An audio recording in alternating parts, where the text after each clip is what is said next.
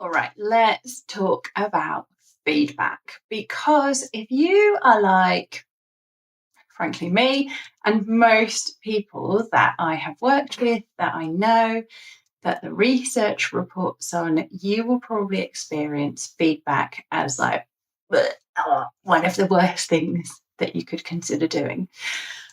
Both giving feedback and receiving feedback. And actually, I was working with a group that I mentor on a regular basis, and I asked them recently to rate out of 10 how they felt about giving feedback.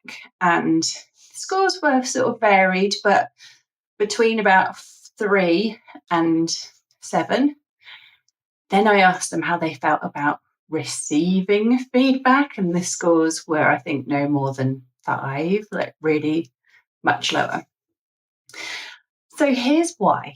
The reason that everybody hates feedback is because so many of us have experienced terrible feedback in the past, broadly speaking. That's the kind of immediate sharp end of the issue, is we've had bad experiences in potentially even the recent future that has left us feeling like feedback always goes badly. Bigger picture, kind of stepping out from that, the research tells us that about 60% of people, and I don't know if this is across all cultures, so let's say for the purpose of this video that it's 60% of people in kind of westernized cultures are operating from a developmental stage, psychological developmental stage, called a forming self-concept. What that means is that one is navigating the world and our sense of self and who we are based to a large degree, a very large degree, on our relationships with other people. And how we view ourselves comes through the lens of, what will other people think of me? 60%, that's massive, right? That's most people are having this kind of interaction and thought processes that are really anchored in only or mostly knowing themselves in relation to what other people think.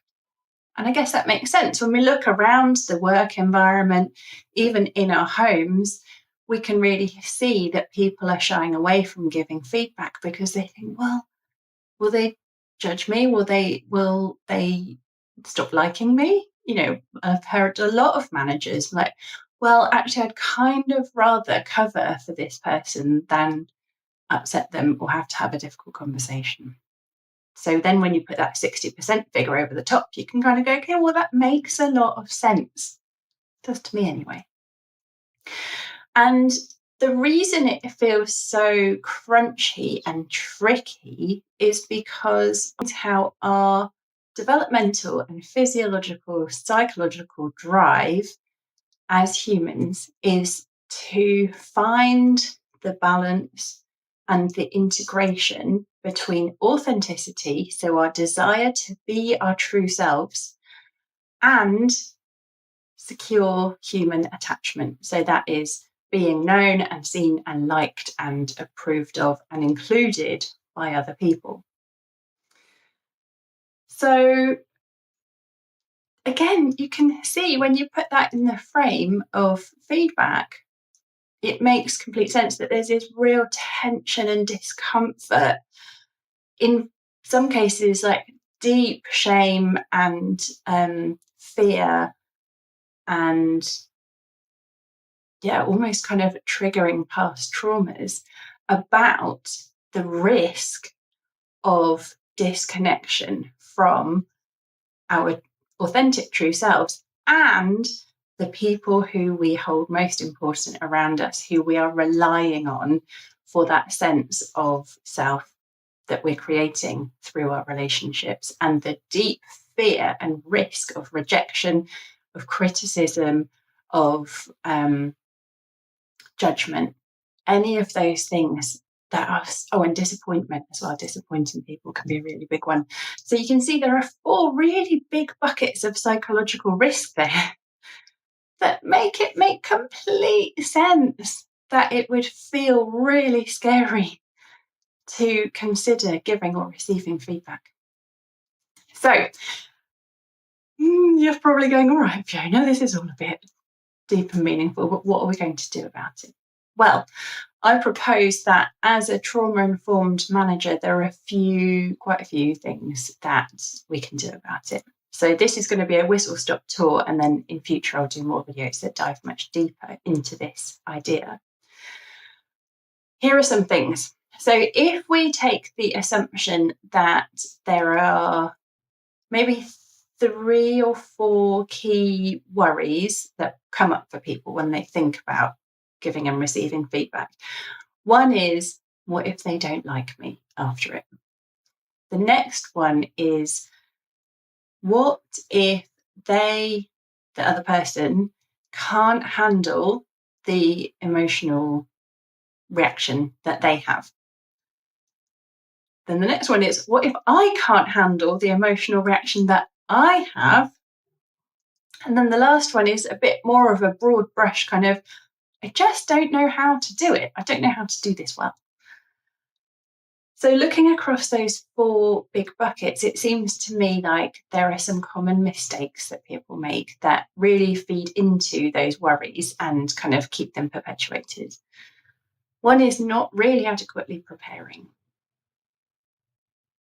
And that can be a tricky one, because we all are living in such fast-paced times that actually slowing down and giving ourselves the time and space, and I have a framework that I'd be happy to share if you're interested.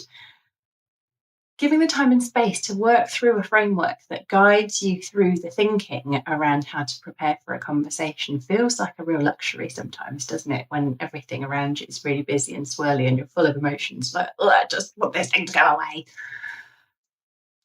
So that's it. Number 1, prepare. Number 2 is, if the second concern is, well, what if they can't handle the emotions?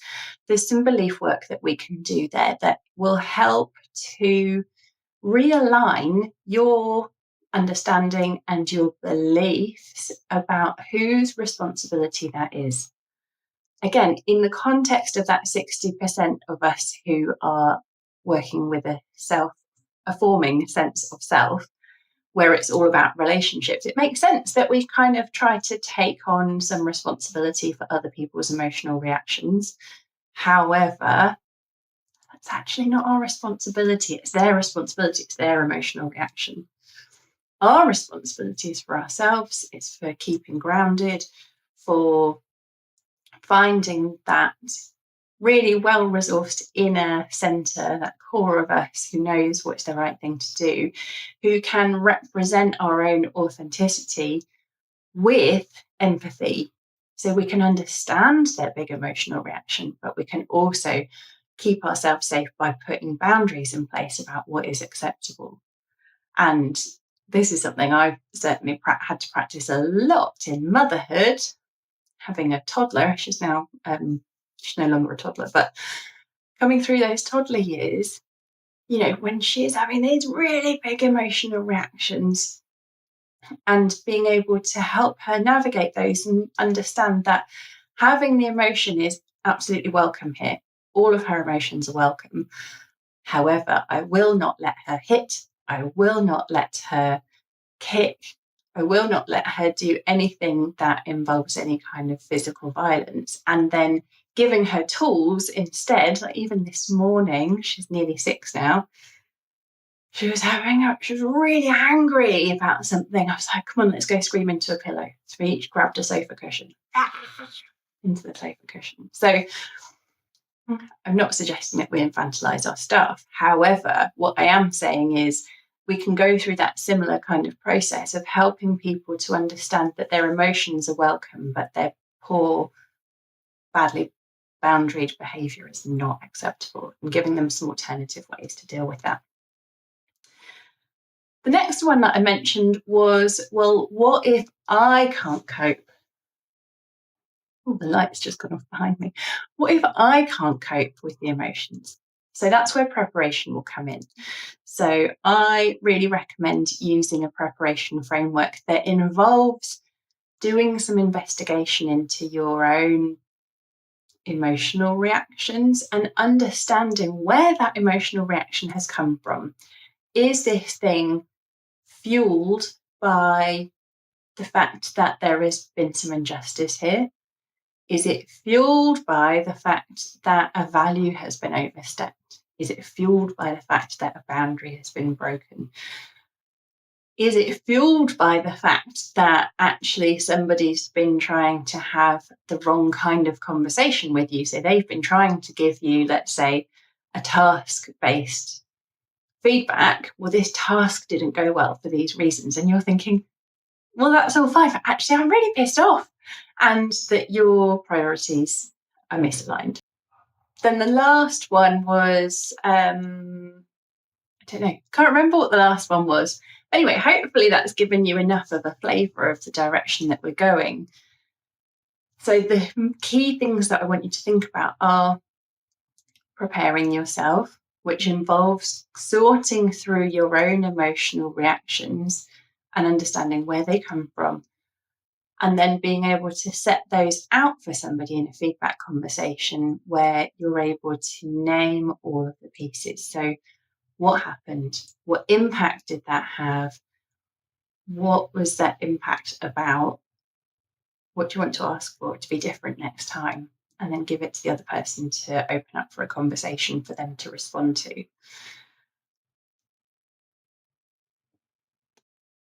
All right, I'm back. I had to answer the phone, but got my light back on. Here I am. All right, so yeah, take the time to prepare yourself. The next thing is, it's really important when you're setting up a meeting or a conversation where you are delivering, or actually, if you have any opportunity to influence this, if you're receiving feedback, it can be really helpful. Set it up so that it's on neutral ground. So try not to, if you're the boss, try not to call people into your office, because that sets up the power dynamic as this, I'm the boss and this is my office. Try to make it something more neutral if possible. And ask the other person for permission, because quite often as managers, if we're feeling uncomfortable about giving feedback, we just want to get it over with as quickly as possible. We're like, here's a bunch of feedback, go do something with that. But what we want to be able to do as a trauma-informed manager is to be more permission-based. And what that does is it invites the other person to be responsible for themselves in their interaction and relationship with you by giving them permission to say no. This can be really important, because let's imagine, like yesterday, I had some dental work done. If I had gone back to the office after having that dental work done, and it was quite an invasive procedure, went back to the office, and then my boss is like, oh, by the way, here's a load of feedback about some stuff that's gone really wrong and it's all your fault. I'd seriously have crumpled and just been like, oh God, I don't know what to do with this. So ask permission. I've got some feedback for you. Is now a good time, or would you prefer to schedule it for later? Doesn't need to be complicated, but ask them, give them that choice. If possible, don't do it at the end of the day, because of A, everybody's tired and probably not going to be super receptive, and B, give yourselves enough time to work it through.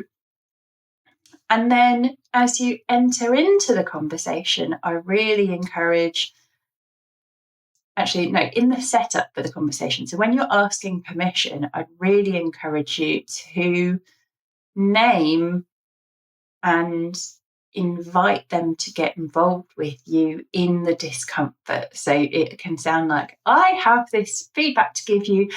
I feel kind of ick about it because I hate feedback conversations.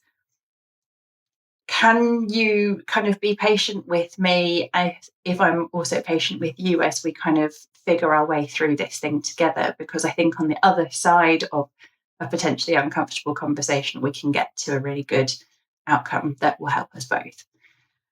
And can you see how that is just setting a frame for both of you to be more courageous in the discomfort that you're feeling? And it's humanizing you as the manager who, normally a lot of people look to managers to sort of be the one who knows what's going on and have the power. And it's a tricky dynamic. So by being really human and going, listen, this is uncomfortable for me, I'm imagining it's uncomfortable for you, can we figure this out together?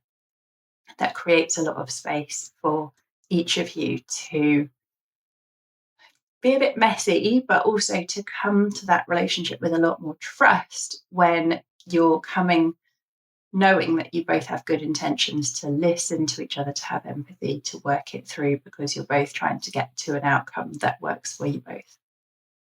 And then the next piece is not being afraid to call a timeout. Sometimes you need a break. And sometimes, if you're the one receiving feedback, it can be really powerful to say, all right, I've heard you. I'm not yet ready to respond. Can I take some time away to think about everything you've said? And then I'll come back to you later with my thoughts in response. And that's so courageous. And see how that sounds like your healthy adult self driving. As you're asking for what you need, you're identifying with your own needs, you're asking for what you need, you're setting boundaries, you're advocating for yourself, creating some distance so that you can do some of that emotional processing and then go back to the conversation when you're able to be more grounded, instead of flying into either kind of responding with defensiveness or aggression, or it's like the equivalent of the toddler situation I was talking about earlier. This is, instead of doing the kicking and punching bit, this is, I'm going to go scream into a pillow and then I'll come back and we can have the rest of the conversation. It's basically the equivalent we're talking about, buying yourself some time to do the emotional processing. And then get support is the other thing I would recommend. So if you have a trusted person you can talk it through with, do that. I really encourage you to think about doing that in a respectful and dignified way. We don't want to slip into gossip.